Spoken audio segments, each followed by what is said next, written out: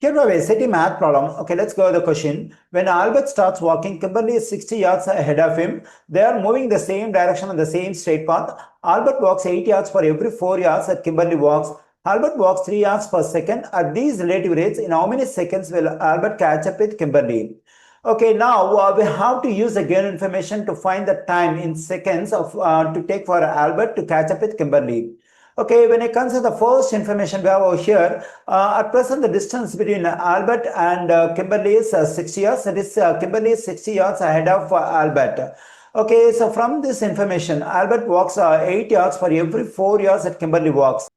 It is very clear that the speed of Albert is 2 times the speed of Kimberly because Albert walks 2 times of the distance that Kimberly walks for the same time.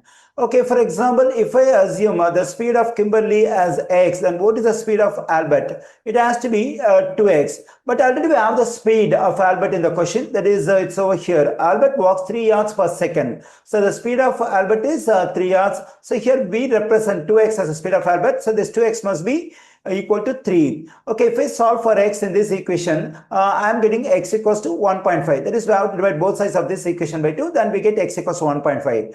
Okay, now I got the speed of Kimberly, that is 1.5 yards per second. Already we have the speed of Albert, that is 3 yards per second.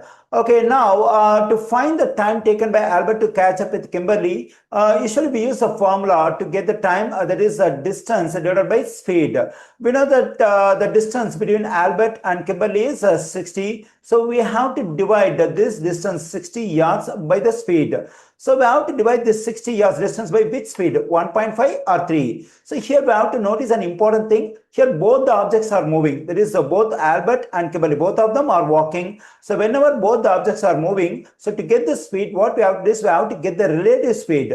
Okay, how do we have to get the relative speed? To get the relative speed, we have to subtract the speed of the slower object from the speed of the faster object. Okay, here the speed of the slower object is 1.5 yards per second. It has to be subtracted from the speed of the faster object, that is 3 yards per second. So 3 negative 1.5 equals to 1.5 yards per second. So this is the relative speed. Now to find the time taken in seconds that Albert to catch up with Kimberly, we have to divide the distance between the two people, that is 60 yards, by the relative speed 1.5. Okay, when I divide this 60 by 1.5, I am getting 40, that is 40 seconds.